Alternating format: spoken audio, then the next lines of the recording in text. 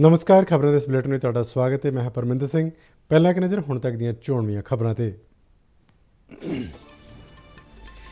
केंद्रीय सेहत और परिवार भलाई मंत्री डॉक्टर हर्षवर्धन ने कोविड महामारी का असर घट करने लई वैक्सीन की एकसार उपलब्धता पर जोर दिता। देश भर में हुण तक तकरीबन 12 करोड़ कोविड के टीके लगाए जा चुके हैं। बीते 24 घंटे में कोरोना के 2,34,692 नवे केसों की पुष्टि हुई।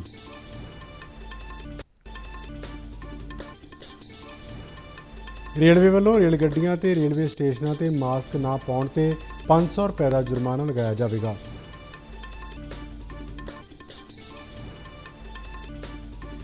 पश्चिम बंगाल विधानसभा चोणों के 5वें गेड़ के मतदान का काम अमन अमान नाल मुकम्मल। बाद दोपहर 3:30 बजे तक 69.27% पोलिंग दी रिपोर्टां। पश्चिम बंगाल तो इलावा आंध्र प्रदेश और करनाटक दी 2 लोक सभा सीटां और 9 सूबे दी 12 विधानसभा सीटां ते जिमनी चोणां भी करवाईयां गईयां। पिछले दिनी अमरीका के इंडियानापोलिस प्रांत में फैडैक्स कंपनी के एक कंपलैक्स में एक नौजवान वालों की गई फायरिंग में मारे गए 8 व्यक्तियों में 4 सिख शामिल। अमरीकी राष्ट्रपति जो बाइडन ने गोलीबारी हिंसा को कौमी शर्मिंदगी करार दिता। मुख्यमंत्री कैप्टन अमरिंदर सिंह ने फैडैक्स फायरिंग में 4 सिखां समेत 8 व्यक्तियों की मौत से गहरे दुख का इजहार किया। पंजाब दी मंडियों में किसानों को सीधा लाभ तबादला प्रणाली तहत अदायगी ना मात्र होने दी रिपोर्टां। मोहाली जिले के एक किसान ने चंडीगढ़ मंडी में फसल बेच के अपने खाते में फसल की सीधी अदायगी हासिल की। अमृतसर देहाती पुलिस के CIA स्टाफ ने मध्य प्रदेश के बहरामपुर जिले में जाके हथियार सप्लाई करने वाले एक गैंग के 3 मैंबरों को गिरफ्तार किया। ते हुण खबरां विस्तार नाल। केंद्रीय सेहत और परिवार भलाई मंत्री डॉक्टर हर्षवर्धन ने कोविड महामारी का असर घट करने लई वैक्सीन की एकसार उपलब्धता पर जोर दिता है। उन्होंने विश्व भाईचारे को दुनिया भर में सारिਆਂ ਨੂੰ तेजी नाल कोविड वैक्सीन लगाने के उद्देश्य नाल खोज विकास और सप्लाई में सहयोग करने की अपील की है। डॉक्टर हर्षवर्धन ने सब ਲਈ एक वैक्सीन विषय पर आधारित और समाजिक परिषद की मंत्री पद्धरी विशेष मीटिंग को संबोधित करदਿਆਂ कहा कि विश्व भाईचारे सामने दवाइयां की पहुंच समर्था उपलब्धता और सप्लाई की चुनौती है। उन्होंने कहा कि कोरोना टीके की सप्लाई में विश्व पद्धर से सहयोग की घाट नाल गरीब देश प्रभावित होणगे। डॉक्टर हर्षवर्धन ने सारे देशों विचाले बेहतर तालमेल और सहयोग की अपील करदਿਆਂ कहा कि कोरोना वायरस के नवे स्ट्रेन फैल रहे हैं। इसनूं समाप्त करने लई अंतरराष्ट्रीय पद्धर ते निगरानी ते पछाण लई ਵੱਖ-ਵੱਖ देशों विचाले सहयोग जरूरी है। डॉक्टर हर्षवर्धन ने इस चुनौती नाल नजिੱਠਣ लई समयबद्ध सूचना ते आदान प्रदान की लोड़ ते भी जोर दिता। भारत में कोविड-19 चुनौतियों नाल नजिੱਠਣ लई कीतियां गईयां कोशिशों की चर्चा करदਿਆਂ सेहत मंत्री ने कहा कि भारत महामारी विरोध लड़ाई में विश्व पद्धर ते मुहरली कतार में है। उन्होंने कहा कि 2 टीकों के एमरजेंसी इस्तेमाल की इजाजत दी गई है तो 20 टीकों पर विचार किया जा रहा है। उन्होंने कहा कि सरकार अपने नागरिकों को टीका उपलब्ध कराने लई वचनबद्ध है। गलत सूचनावां नूं एक चुनौती वजों लैंदियां डॉक्टर हर्षवर्धन ने कहा कि टीके बारे किसी भी शक नूं विग्यानक तत्थां नाल दूर किया जा सकता है। उन्होंने कहा कि भारत ने 80 तो वध देशों को भी टीकिਆਂ की सप्लाई में अपना योगदान दिता है। के पास 1,58,00,000 डोजेज हैं और जो कि एक हफ्ते के अंदर पाइपलाइन के अंदर सप्लाई के अंदर हैं, वो 1,16,84,000 डोजेज हैं। ये फिगर देने का सिर्फ आपको आइडिया ये है कि आप सब भी इस बात से आश्वस्त रहें कि कोई वैक्सीन की शॉर्टेज नहीं है हमारे पास। देश भर में हुण तक तकरीबन 12 करोड़ कोविड के टीके लगाए जा चुके हैं। बीते 24 घंटे में 30,04,000 कोविड वैक्सीन दी खुराकां लाभार्थियों को दित्तियां गईयां ने। पंजाब में हुण तक 22,61,000 टीके लगाए जा चुके हैं, जिन्हां विचों 20,67,000 टीके पहली खुराक वजों लगाए गए, जबकि 1,94,000 तो वध टीके दूजी खुराक वजों लाभार्थियों को लगाए गए हैं। सेहत मंत्रालय वालों दी गई जानकारी मुताबक बीते 24 घंटे में कोविड-19 के 2,34,692 नवे केसों की पुष्टि हुई है, जिस नाल केसों की कुल गिणती 1,45,00,000 तो पार हो गई है। बीते दिन महामारी नाल 1,341 मरीजों ने जान गवाई। देश में कोविड-19 तो सेहतयाब होने की दर 87.23% हो गई है तो बीते 24 घंटे में 1,23,000 तो वध मरीज सेहतयाब होए ने। मंत्रालय मुताबक हुण तक 1,26,00,000 मरीज महामारी तो मुक्त हो चुके हैं।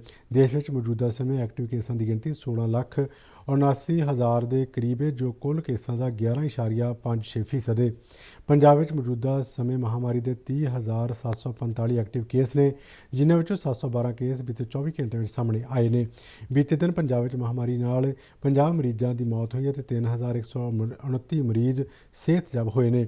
ਪੰਜਾਬ ਵਿੱਚ ਹੁਣ ਤੱਕ 2,52,190 ਮਰੀਜ਼ ਸਿਹਤਯਾਬ ਹੋ ਚੁੱਕੇ ਨੇ। ਦੇਸ਼ ਵਿੱਚ ਮਹਾਮਾਰੀ ਦੀ ਜਾਂਚ ਦਾ ਦਾਇਰਾ ਵੀ ਵਧਾਇਆ ਜਾ ਰਿਹਾ ਹੈ। ਬੀਤੇ 24 ਘੰਟਿਆਂ ਵਿੱਚ ਤਕਰੀਬਨ 15 ਲੱਖ ਕਰੋਨਾ ਜਾਂਚ ਟੈਸਟ ਕੀਤੇ ਗਏ ਅਤੇ ਹੁਣ ਤੱਕ ਕੁੱਲ 26.5 ਕਰੋੜ ਟੈਸਟ ਕੀਤੇ ਜਾ ਚੁੱਕੇ ਨੇ। ਰੇਲਵੇ ਵੱਲੋਂ ਰੇਲ ਗੱਡੀਆਂ ਤੇ ਰੇਲਵੇ ਸਟੇਸ਼ਨਾਂ ਤੇ ਮਾਸਕ ਨਾ ਪਾਉਣ ਤੇ 500 ਰੁਪਏ ਦਾ ਜੁਰਮਾਨਾ ਲਗਾਇਆ ਜਾਵੇਗਾ। ਰੇਲਵੇ ਵੱਲੋਂ ਇਹ ਫੈਸਲਾ ਕੇਂਦਰ ਸਰਕਾਰ ਵੱਲੋਂ ਕੋਰੋਨਾ ਦੀ ਰੋਕਥਾਮ ਲਈ ਚੁੱਕੇ ਗਏ ਕਦਮਾਂ ਅਨੁਸਾਰ ਲਿਆ ਜਾ ਰਿਹਾ ਹੈ। ਰੇਲ ਮੰਤਰਾਲੇ ਨੇ ਇਸ ਸੰਬੰਧੀ ਸਾਰੇ ਹੀ ਜ਼ੋਨਾਂ ਦੇ ਜਨਰਲ ਮੈਨੇਜਰਾਂ ਨੂੰ ਚਿੱਠੀ ਲਿਖੀ ਹੈ। ਰੇਲਵੇ ਮੰਤਰਾਲੇ ਨੇ ਸਾਰੇ ਜ਼ੋਨਾਂ ਨੂੰ ਤੁਰੰਤ ਪ੍ਰਭਾਵ ਤੋਂ 6 ਮਹੀਨਿਆਂ ਲਈ ਇਸ ਹੁਕਮ ਨੂੰ ਲਾਗੂ ਕਰਨ ਨੂੰ ਕਿਹਾ ਗਿਆ ਹੈ। ਪੱਛਮ ਬੰਗਾਲ ਵਿੱਚ 5ਵੇਂ ਗੇੜ ਦੀਆਂ ਵਿਧਾਨ ਸਭਾ ਚੋਣਾਂ ਲਈ ਅੱਜ ਵੋਟਾਂ ਪਾਉਣ ਦਾ ਕੰਮ ਅਮਨ ਅਮਾਨ ਨਾਲ ਮੁਕੰਮਲ ਹੋ ਗਿਆ ਹੈ। ਇਸ ਗੇੜ ਤਹਿਤ ਸੂਬੇ ਵਿੱਚ 45 ਵਿਧਾਨ ਸਭਾ ਸੀਟਾਂ ਤੇ ਸਵੇਰੇ 7 ਵਜੇ ਮਤਦਾਨ ਸ਼ੁਰੂ ਹੋਇਆ, ਜੋ ਸ਼ਾਮ 6:30 ਵਜੇ ਤੱਕ ਚੱਲਿਆ। ਚੋਣ ਕਮਿਸ਼ਨ ਅਨੁਸਾਰ ਪੱਛਮ ਬੰਗਾਲ ਵਿਧਾਨ ਸਭਾ ਚੋਣਾਂ ਲਈ ਅੱਜ ਬਾਅਦ ਦੁਪਹਿਰ 3:30 ਵਜੇ ਤੱਕ 69.27% ਪੋਲਿੰਗ ਹੋਈ। ਚੋਣ ਕਮਿਸ਼ਨ ਵੱਲੋਂ ਨਿਰਪੱਖ ਅਤੇ ਪਾਰਦਰਸ਼ੀ ਢੰਗ ਨਾਲ ਵੋਟਾਂ ਦਾ ਅਮਲ ਨੂੰ ਪੂਰਾ ਕਰਨ ਲਈ ਪੁਖਤਾ ਬੰਦੋਬਸਤ ਕੀਤੇ ਗਏ ਸਨ। 5ਵੇਂ ਗੇੜ ਤਹਿਤ ਸੂਬੇ ਵਿੱਚ 15,799 ਪੋਲਿੰਗ ਸਟੇਸ਼ਨ ਬਣਾਏ ਗਏ, ਜਿਨ੍ਹਾਂ ਵਿੱਚੋਂ 900 ਪੋਲਿੰਗ ਬੂਥਾਂ ਤੇ ਵੈਬਕਾਸਟਿੰਗ ਕਰਵਾਈ ਗਈ। ਇਸ ਗੇੜ ਤਹਿਤ ਚੋਣਾਂ ਲਈ ਕੇਂਦਰੀ ਪੁਲਿਸ ਬਲਾਂ ਦੀਆਂ 853 ਕੰਪਨੀਆਂ ਤਾਇਨਾਤ ਕੀਤੀਆਂ ਗਈਆਂ ਸਨ। ਕੋਵਿਡ-19 ਮਹਾਮਾਰੀ ਦੇ ਮੱਦੇਨਜ਼ਰ ਚੋਣ ਕਮਿਸ਼ਨ ਨੇ ਇੱਕ ਪੋਲਿੰਗ ਸਟੇਸ਼ਨ ਤੇ 1500 ਵੋਟਰਾਂ ਦੀ ਬਜਾਏ ਵੱਧ ਤੋਂ ਵੱਧ 1000 ਵੋਟਰਾਂ ਦੀ ਹੱਦ ਨੂੰ ਸੀਮਿਤ ਕੀਤਾ। ਇਸ ਤੋਂ ਇਲਾਵਾ ਕੋਵਿਡ-19 ਦੇ ਪੋਜ਼ੀਟਿਵ ਕੇਸਾਂ ਤੇ ਸ਼ੱਕੀ ਮਾਮਲਿਆਂ ਵਿੱਚ ਅਧਿਕਾਰਤ ਅਥਾਰਟੀ ਵੱਲੋਂ ਪ੍ਰਮਾਣਿਤ ਕੀਤੇ ਜਾਣ ਵਾਲਿਆਂ ਨੂੰ ਪੋਸਟਲ ਬੈਲਟ ਸੁਵਿਧਾ ਪ੍ਰਦਾਨ ਕੀਤੀ ਗਈ। ਇਸ ਗੇੜ ਤਹਿਤ 45 ਵਿਧਾਨ ਸਭਾ ਸੀਟਾਂ ਲਈ ਕੁੱਲ 104 ਉਮੀਦਵਾਰ ਚੋਣ ਮੈਦਾਨ ਵਿੱਚ ਸਨ, ਜਿਨ੍ਹਾਂ ਵਿੱਚ 12 ਮਹਿਲਾ ਉਮੀਦਵਾਰ ਸ਼ਾਮਲ ਸਨ। ਪੱਛਮ ਬੰਗਾਲ ਤੋਂ ਇਲਾਵਾ ਆਂਧਰ ਪ੍ਰਦੇਸ਼ ਅਤੇ ਕਰਨਾਟਕ ਦੀਆਂ 2 ਲੋਕ ਸਭਾ ਸੀਟਾਂ ਤੇ 9 ਸੂਬਿਆਂ ਦੀਆਂ 12 ਵਿਧਾਨ ਸਭਾ ਸੀਟਾਂ ਤੇ ਜ਼ਿਮਨੀ ਚੋਣਾਂ ਵੀ ਕਰਵਾਈਆਂ ਗਈਆਂ। ਪਿਛਲੇ ਦਿਨੀਂ ਅਮਰੀਕਾ ਦੇ ਇੰਡੀਆਨਾਪੋਲਿਸ ਪ੍ਰਾਂਤ ਵਿੱਚ ਫੈਡੈਕਸ ਕੰਪਨੀ ਦੇ ਇੱਕ ਕੰਪਲੈਕਸ ਵਿੱਚ ਇੱਕ ਨੌਜਵਾਨ ਵੱਲੋਂ ਕੀਤੀ ਗਈ ਫਾਇਰਿੰਗ ਵਿੱਚ ਮਾਰੇ ਗਏ 8 ਵਿਅਕਤੀਆਂ ਵਿੱਚ 4 ਸਿੱਖ ਸ਼ਾਮਲ ਨੇ। ਦੱਸਿਆ ਜਾ ਰਿਹਾ ਹੈ ਕਿ ਬੰਦੂਕਧਾਰੀ ਹਮਲਾਵਰ ਦੀ ਪਛਾਣ ਇੰਡੀਆਨਾ ਦੇ 19 ਸਾਲਾ ਬ੍ਰੈਡਨ ਸਕਾਟ ਹੋਲ ਦੇ ਰੂਪ ਵਿੱਚ ਹੋਈ ਹੈ, ਜਿਸ ਨੇ ਇੰਡੀਆਨਾਪੋਲਿਸ ਵਿੱਚ ਸਥਿਤ ਫੈਡੈਕਸ ਕੰਪਨੀ ਦੇ ਕੰਪਲੈਕਸ ਵਿੱਚ ਵੀਰਵਾਰ ਦੇਰ ਰਾਤ ਗੋਲੀਬਾਰੀ ਕਰਨ ਤੋਂ ਬਾਅਦ ਆਪਣੇ ਆਪ ਨੂੰ ਗੋਲੀ ਮਾਰ ਕੇ ਆਤਮ ਹੱਤਿਆ ਕਰ ਲਈ ਸੀ। ਡਿਲੀਵਰੀ ਸੇਵਾ ਮੁਹੱਈਆ ਕਰਨ ਵਾਲੀ ਇਸ ਕੰਪਨੀ ਦੇ ਇਸ ਕੰਪਲੈਕਸ ਵਿੱਚ ਕੰਮ ਕਰਨ ਵਾਲੇ 90% ਤੋਂ ਵੱਧ ਕਰਮਚਾਰੀ ਭਾਰਤੀ ਮੂਲ ਦੇ ਅਮਰੀਕੀ ਨਾਗਰਿਕ ਦੱਸੇ ਜਾਂਦੇ ਨੇ। ਮ੍ਰਿਤਕਾਂ ਵਿੱਚ ਅਮਰਜੀਤ ਜੌਹਲ, ਜਸਵਿੰਦਰ ਕੌਰ, ਅਮਰਜੀਤ ਅਤੇ ਜਸਵਿੰਦਰ ਸਿੰਘ ਸ਼ਾਮਲ ਨੇ। ਇੱਕ ਹੋਰ ਸਿੱਖ ਹਰਪ੍ਰੀਤ ਸਿੰਘ ਗਿੱਲ ਦੀ ਅੱਖ ਕੋਲ ਗੋਲੀ ਲੱਗੀ, ਜੋ ਇਸ ਵੇਲੇ ਹਸਪਤਾਲ ਵਿੱਚ ਦਾਖਲ ਹੈ। ਇਸੇ ਦੌਰਾਨ ਅਮਰੀਕੀ ਰਾਸ਼ਟਰਪਤੀ ਜੋ ਬਾਈਡਨ ਨੇ ਗੋਲੀਬਾਰੀ ਹਿੰਸਾ ਨੂੰ ਕੌਮੀ ਸ਼ਰਮਿੰਦਗੀ ਕਰਾਰ ਦਿੱਤਾ ਹੈ। ਉਹਨਾਂ ਇੰਡੀਆਨਾਪੋਲਿਸ ਫੈਡੈਕਸ ਕੰਪਨੀ ਦੇ ਸੈਂਟਰ ਤੇ ਹੋਈ ਫਾਇਰਿੰਗ ਵਿੱਚ 8 ਵਿਅਕਤੀਆਂ ਦੇ ਮਾਰੇ ਜਾਣ ਮਗਰੋਂ ਸਨਮਾਨ ਵਜੋਂ ਕੌਮੀ ਝੰਡੇ ਅੱਧੇ ਝੁਕੇ ਰਹਿਣ ਦੇ ਹੁਕਮ ਦਿੱਤੇ ਨੇ। ਜੋ ਬਾਈਡਨ ਨੇ ਇਸ ਸਮਾਚਾਰ ਕਾਨਫਰੰਸ ਦੌਰਾਨ ਕਿਹਾ ਹੈ ਕਿ ਇਹ ਬਹੁਤ ਮੰਦਭਾਗੀ ਗੱਲ ਹੈ ਕਿ ਹਰ ਰੋਜ਼ ਅਮਰੀਕਾ ਦੇ ਸ਼ਹਿਰਾਂ ਤੇ ਦਿਹਾਤ ਵਿੱਚ ਸੜਕਾਂ ਤੇ ਗਲੀਆਂ ਵਿੱਚ ਸਮੂਹਕ ਸ਼ੂਟਿੰਗ ਦੀਆਂ ਘਟਨਾਵਾਂ ਵਾਪਰਦੀਆਂ ਨੇ। ਉਹਨਾਂ ਕਿਹਾ ਕਿ ਇਹ ਬਹੁਤ ਸ਼ਰਮਿੰਦਗੀ ਵਾਲੀ ਗੱਲ ਹੈ ਅਤੇ ਇਸ ਦਾ ਖਾਤਮਾ ਹੋਣਾ ਚਾਹੀਦਾ ਹੈ। ਇੱਧਰ ਪੰਜਾਬ ਦੇ ਮੁੱਖ ਮੰਤਰੀ ਕੈਪਟਨ ਅਮਰਿੰਦਰ ਸਿੰਘ ਨੇ ਫੈਡੈਕਸ ਫਾਇਰਿੰਗ ਵਿੱਚ 4 ਸਿੱਖਾਂ ਸਮੇਤ 8 ਵਿਅਕਤੀਆਂ ਦੀ ਮੌਤ ਤੇ ਗਹਿਰੇ ਦੁੱਖ ਦਾ ਇਜ਼ਹਾਰ ਕੀਤਾ ਹੈ।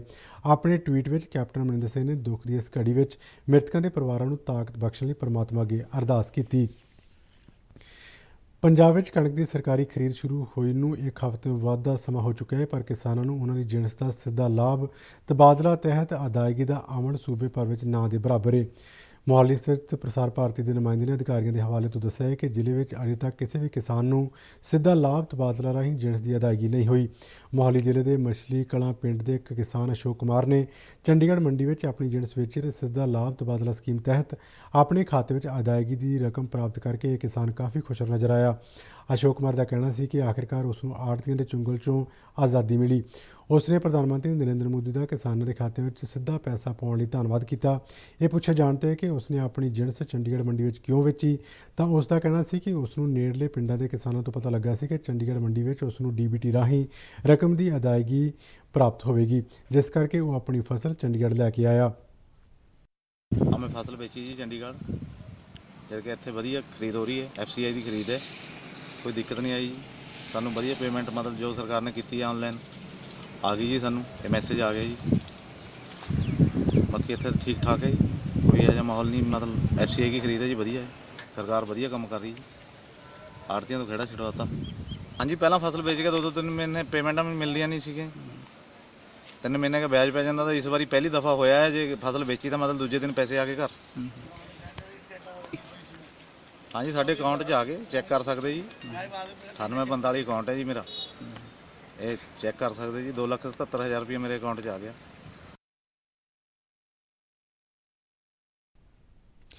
ਇਸੇ ਦੌਰਾਨ ਜ਼ਿਲ੍ਹੇ ਦੀ ਖਰੜ ਮੰਡੀ ਵਿੱਚ ਆੜ੍ਹਤੀਆਂ ਦੇ ਪ੍ਰਧਾਨ ਸੁਨੀਲ ਅਗਰਵਾਲ ਅਤੇ ਕਿਸਾਨ ਰਣਧੀਰ ਸਿੰਘ ਨੇ ਸੰਬੰਧਿਤ ਵਿਭਾਗ ਅਤੇ ਏਜੰਸੀਆਂ ਦੇ ਵਤੀਰੇ ਤੇ ਅਫਸੋਸ ਪ੍ਰਗਟ ਕਰਦਿਆਂ ਕਿਹਾ ਕਿ ਜੇ ਚੰਡੀਗੜ੍ਹ ਵਿੱਚ DBT ਰਾਹੀਂ ਕਿਸਾਨਾਂ ਨੂੰ ਸਿੱਧੀ ਅਦਾਇਗੀ ਹੋ ਸਕਦੀ ਹੈ ਤਾਂ ਪੰਜਾਬ ਦੀਆਂ ਮੰਡੀਆਂ ਵਿੱਚ ਕਿਉਂ ਨਹੀਂ। ਪੇਮੈਂਟ ਦਾ ਇਸ਼ੂ ਇਹ ਆ ਰਿਹਾ ਹੈ ਵੀ ਹਾਲੇ ਤੱਕ ਜਿਹੜੀ ਡਾਇਰੈਕਟ ਪੇਮੈਂਟ ਦਾ ਆਰਡਰ ਹੋਇਆ ਸੀ ਕਿਸੇ ਵੀ ਫਾਰਮਰ ਨੂੰ ਕੋਈ ਡਾਇਰੈਕਟ ਪੇਮੈਂਟ ਨਹੀਂ ਹੋਈ। ਆੜ੍ਹਤੀਆਂ ਵੱਲੋਂ ਜੋ ਆਈਡੀਜ਼ ਦਿੱਤੀਆਂ ਗਈਆਂ ਸੀ ਸਰਕਾਰ ਵੱਲੋਂ, ਜੋ ਸਪੈਸੀਫਿਕੇਸ਼ਨ ਜੋ ਇੰਸਟਰਕਸ਼ਨ ਸੀਗੀਆਂ ਸਾਰੇ ਆੜ੍ਹਤੀਆਂ ਨੇ ਪੂਰੀਆਂ ਕਰ ਦਿੱਤੀਆਂ ਨੇ। ਉਹ ਅੱਜ ਇਹ 10 ਤਰੀਕ ਤੋਂ 11 ਤਰੀਕ ਤੋਂ ਪ੍ਰੋਕਿਉਰਮੈਂਟ ਸ਼ੁਰੂ ਹੋਈ ਹੈ, ਅੱਜ 17 ਤਰੀਕ ਹੋ ਗਈ, ਹਜੇ ਤੱਕ ਇੱਕ ਵੀ ਪੇਮੈਂਟ ਡਾਇਰੈਕਟ ਨਹੀਂ ਪਈ, ਇਨਡਾਇਰੈਕਟ ਨਹੀਂ ਪਈ। ਤੇ ਅਸੀਂ ਸਾਰਾ ਅਪਡੇਟ ਕਰਤਾ। ਚੰਡੀਗੜ੍ਹ FCI ਤੋਂ ਅਸੀਂ ਮਤਲਬ ਇਨਫੋਰਮੇਸ਼ਨ ਲਈ ਹੈ ਕਿ ਉੱਥੇ ਉਹਨਾਂ ਬਾਰੇ ਦੱਸਿਆ ਕਿ FCI ਨੇ ਚੰਡੀਗੜ੍ਹ ਜਿਹੜੀ ਪ੍ਰੋਕਿਉਰਮੈਂਟ ਹੋ ਰਹੀ ਸਾਰੇ ਫਾਰਮਰਸ ਨੂੰ ਪੇਮੈਂਟ ਪਾਤੀ ਤੇ ਸਾਡੀ 12 ਤਰੀਕ ਦੀ ਕਣਕ ਗਿਰੀ ਵੀ ਸਾਨੂੰ ਇੱਕ ਵੀ ਪੈਸਾ ਹਾਲੇ ਅਕਾਊਂਟ 'ਚ ਨਹੀਂ ਆਇਆ। ਕਿਰਪਾ ਕਰਕੇ ਛੇਤੀ ਪੈਸੇ ਭੇਜੇ ਜਾਣ ਤਾਂ ਕਿ ਅਸੀਂ ਆਪਣਾ ਕਾਰੋਬਾਰ ਮਾੜਾ ਮੋਟਾ ਚਲਾ ਸਕੀਏ, ਕਿਉਂਕਿ ਟਰੈਕਟਰ ਨੂੰ 5000 ਦਾ ਤੇਲ ਪਾਉਣਾ ਤਾਂ ਵੀ ਕਿਤੇ ਪੈਸੇ ਨਹੀਂ ਹੁੰਦਾ। ਮਤਲਬ ਆੜ੍ਹਤੀਆਂ ਤੋਂ ਮੰਗਦੇ ਆ, ਇਹ ਕਹਿੰਦੇ ਸਾਡੇ ਪੈਸੇ ਉਹਨੇ ਸਾਡੇ ਆਉਂਦੇ ਕਿੱਥੇ, ਜੇ ਅਸੀਂ ਆਵੇਂ ਤਾਂ ਅਸੀਂ ਪੈਸੇ। ਬਾਕੀ ਚੰਡੀਗੜ੍ਹ ਪਤਾ ਲੱਗਿਆ ਵੀ ਉੱਥੇ ਸ਼ੁਰੂ ਹੋ ਗਿਆ ਤਾਂ ਖਰੜ ਸਾਈਡ ਵੀ ਛੇਤੀ ਸ਼ੁਰੂ ਕਰਾਇਆ। ਅੰਮ੍ਰਿਤਸਰ ਦਿਹਾਤੀ ਪੁਲਿਸ ਦੇ CAA ਸਟਾਫ ਨੇ ਮੱਧ ਪ੍ਰਦੇਸ਼ ਦੇ ਬਹਿਰਾਮਪੁਰ ਜ਼ਿਲ੍ਹੇ ਵਿੱਚ ਜਾ ਕੇ ਹਥਿਆਰ ਸਪਲਾਈ ਕਰਨ ਵਾਲੇ ਇੱਕ ਗੈਂਗ ਦੇ 3 ਮੈਂਬਰਾਂ ਨੂੰ ਗ੍ਰਿਫਤਾਰ ਕੀਤਾ ਹੈ। ਪੁਲਿਸ ਵੱਲੋਂ ਦੋਸ਼ੀਆਂ ਦੇ ਕਬਜ਼ੇ 'ਚੋਂ 30 ਪਿਸਤੌਲ ਅਤੇ 32 ਮੈਗਜ਼ੀਨ ਬਰਾਮਦ ਕੀਤੇ ਗਏ ਨੇ। ਪੁਲਿਸ ਅਨੁਸਾਰ ਇਹ ਗੈਂਗ ਅੱਤਵਾਦੀਆਂ ਤੇ ਗੈਂਗਸਟਰਾਂ ਨੂੰ ਹਥਿਆਰ ਸਪਲਾਈ ਕਰਦਾ ਸੀ। ਅੱਜ ਫੜੇ ਗਏ ਨੌਜਵਾਨਾਂ ਨੂੰ ਕੋਰਟ ਵਿੱਚ ਪੇਸ਼ ਕਰਕੇ 2 ਦਿਨ ਦਾ ਪੁਲਿਸ ਰਿਮਾਂਡ ਹਾਸਲ ਕੀਤਾ ਗਿਆ ਹੈ। ਪੁਲਿਸ ਨੇ ਦੱਸਿਆ ਕਿ ਅੰਮ੍ਰਿਤਸਰ ਦਿਹਾਤੀ ਪੁਲਿਸ ਨੂੰ ਸੂਚਨਾ ਮਿਲੀ ਸੀ ਕਿ ਮੱਧ ਪ੍ਰਦੇਸ਼ ਦੇ ਬਹਿਰਾਮਪੁਰ ਜ਼ਿਲ੍ਹੇ ਦੇ ਪਚੋਰੀ ਪਿੰਡ ਵਿੱਚ ਰਹਿਣ ਵਾਲੇ ਕਰੋੜ ਸਿੰਘ, ਚੰਦਰਪਾਲ ਸਿੰਘ ਅਤੇ ਰਾਮ ਸਿੰਘ ਪਟਵਾ ਭਾਰੀ ਸੰਖਿਆ ਵਿੱਚ ਹਥਿਆਰਾਂ ਦੀ ਸਪਲਾਈ ਪੰਜਾਬ ਦੇ ਕਈ ਜ਼ਿਲ੍ਹਿਆਂ ਵਿੱਚ ਕਰ ਰਹੇ ਨੇ। ਇਹ 3 ਦੋਸ਼ੀ ਪੰਜਾਬ ਦੇ ਕਈ ਗੈਂਗਸਟਰਾਂ ਅਤੇ ਅੱਤਵਾਦੀਆਂ ਦੇ ਸੰਪਰਕ ਵਿੱਚ ਸਨ। ਇਸ ਆਧਾਰ ਤੇ ਪੁਲਿਸ ਦੀ ਟੀਮ ਨੇ ਮੱਧ ਪ੍ਰਦੇਸ਼ ਦੇ ਬਹਿਰਾਮਪੁਰ ਜ਼ਿਲ੍ਹੇ ਵਿੱਚ ਪੈਂਦੇ ਪਿੰਡ ਪਚੋਰੀ ਵਿੱਚ ਛਾਪਾਮਾਰੀ ਕਰਕੇ 3 ਦੋਸ਼ੀਆਂ ਨੂੰ ਧਰ ਲਿਆ। ਬਾਅਦ ਵਿੱਚ ਇਹਨਾਂ ਦੋਸ਼ੀਆਂ ਦੀ ਨਿਸ਼ਾਨਦੇਹੀ ਤੇ ਪੁਲਿਸ ਨੇ ਇਹਨਾਂ ਦੇ ਇੱਕ ਟਿਕਾਣੇ ਤੋਂ ਅਸਲਾ ਬਰਾਮਦ ਕੀਤਾ। ਜ਼ਿਕਰਯੋਗ ਹੈ ਕਿ ਅੰਮ੍ਰਿਤਸਰ ਦਿਹਾਤੀ ਪੁਲਿਸ ਨੇ ਇਸ ਸਾਲ ਜਨਵਰੀ ਵਿੱਚ ਹਥਿਆਰਾਂ ਦੀ ਸਮਗਲਿੰਗ ਕਰਨ ਦੇ ਦੋਸ਼ ਵਿੱਚ ਮੱਧ ਪ੍ਰਦੇਸ਼ ਦੇ ਰਾਹੁਲ ਸਮੇਤ 2 ਵਿਅਕਤੀਆਂ ਨੂੰ ਹਥਿਆਰਾਂ ਸਮੇਤ ਗ੍ਰਿਫਤਾਰ ਕੀਤਾ ਸੀ। ਰਾਹੁਲ ਨੇ ਪੁੱਛਗਿੱਛ ਦੌਰਾਨ ਮੱਧ ਪ੍ਰਦੇਸ਼ ਵਿੱਚੋਂ ਗ੍ਰਿਫਤਾਰ ਕੀਤੇ ਗਏ 3 ਵਿਅਕਤੀਆਂ ਦੇ ਨਾਂ ਦੱਸੇ, ਪਰ ਰਾਹੁਲ ਦੀ ਗ੍ਰਿਫਤਾਰੀ ਤੋਂ ਬਾਅਦ ਹੀ 3 ਦੋਸ਼ੀ ਅੰਡਰਗਰਾਊਂਡ ਹੋ ਗਏ ਸਨ। ਪੰਜਾਬ ਦੇ ਉੱਤਰੀ ਅਤੇ ਪੱਛਮੀ ਹਿੱਸਿਆਂ ਵਿੱਚ ਬੀਤੇ ਕੁਝ ਦਿਨਾਂ ਤੋਂ ਬੱਦਲਵਾਈ ਅਤੇ ਵੱਖ-ਵੱਖ ਥਾਈਂ ਵਰਖਾ ਹੋਣ ਦੀਆਂ ਖਬਰਾਂ ਮਿਲ ਰਹੀਆਂ ਨੇ। ਅੱਜ ਜਲੰਧਰ ਵਿੱਚ ਵੀ ਤੇਜ਼ ਬਾਰਿਸ਼ ਹੋਈ। ਇਸ ਤੋਂ ਇਲਾਵਾ ਚੰਡੀਗੜ੍ਹ ਸਮੇਤ ਹਰਿਆਣਾ ਦੇ ਕੁਝ ਹਿੱਸਿਆਂ ਵਿੱਚ ਵੀ ਹਲਕੀ ਤੋਂ ਦਰਮਿਆਨੀ ਵਰਖਾ ਹੋਣ ਦੀਆਂ ਖਬਰਾਂ ਨੇ। ਕਣਕ ਦੀ ਵਾਢੀ ਸਮੇਂ ਇਸ ਵਰਖਾ ਕਾਰਨ ਕਿਸਾਨ ਪਰੇਸ਼ਾਨ ਨੇ। ਕੋਰੋਨਾ ਦੇ ਇਸ ਦੌਰ ਵਿੱਚ ਜਿੱਥੇ ਉਹਨਾਂ ਨੂੰ ਫਸਲਾਂ ਨੂੰ ਮੰਡੀਆਂ ਵਿੱਚ ਲਿਜਾਣ ਅਤੇ ਖਰੀਦ ਅਮਲ ਵਿੱਚ ਪਰੇਸ਼ਾਨੀਆਂ ਦਾ ਸਾਹਮਣਾ ਕਰਨਾ ਪੈ ਰਿਹਾ ਹੈ, ਉੱਥੇ ਪੰਜਾਬ ਦੇ ਵੱਖ-ਵੱਖ ਹਿੱਸਿਆਂ ਵਿੱਚ ਹੋਈ ਵਰਖਾ ਕਾਰਨ ਉਹਨਾਂ ਦੀਆਂ ਚਿੰਤਾਵਾਂ ਹੋਰ ਵੱਧ ਗਈਆਂ ਨੇ। ਬੀਤੇ ਦਿਨ ਮਲੋਟ ਵਿੱਚ ਹੋਈ ਬਾਰਿਸ਼ ਕਾਰਨ ਮੰਡੀਆਂ ਵਿੱਚ ਖੁੱਲ੍ਹੇ ਅਸਮਾਨ ਹੇਠ ਪਈ ਕਿਸਾਨਾਂ ਦੀ ਫਸਲ ਗਿੱਲੀ ਹੋ ਗਈ। ਇਸ ਤਰ੍ਹਾਂ ਅੱਜ ਵੀ ਪੰਜਾਬ ਦੇ ਕਈ ਹਿੱਸਿਆਂ ਵਿੱਚ ਹੋਈ ਵਰਖਾ ਨਾਲ ਕਣਕ ਦੀ ਵਾਢੀ ਅਤੇ ਜਿਣਸ ਦੀ ਖਰੀਦ ਦਾ ਅਮਲ ਪ੍ਰਭਾਵਿਤ ਹੋਇਆ ਹੈ। ਮੌਸਮ ਵਿਭਾਗ ਨੇ 18 ਅਤੇ 19 ਅਪ੍ਰੈਲ ਨੂੰ ਪੰਜਾਬ, ਹਰਿਆਣਾ ਅਤੇ ਚੰਡੀਗੜ੍ਹ ਵਿੱਚ ਮੌਸਮ ਖੁਸ਼ਕ ਰਹਿਣ ਦੀ ਭਵਿੱਖਬਾਣੀ ਕੀਤੀ ਹੈ। DD ਪੰਜਾਬੀ ਦੇ ਖਬਰਾਂ ਦੇ ਬੁਲੇਟਿਨ ਸਾਡੇ ਦਰਸ਼ਕ YouTube channel RNU DDK Jalandhar ਤੇ ਵੀ ਦੇਖ ਸਕਦੇ ਨੇ ਅਤੇ ਬੁਲੇਟਿਨ RNU ਜਲੰਧਰ ਦੇ ਟਵਿੱਟਰ ਹੈਂਡਲ ਅਤੇ ਫੇਸਬੁੱਕ ਪੇਜ ਤੇ ਵੀ ਉਪਲਬਧ ਨੇ।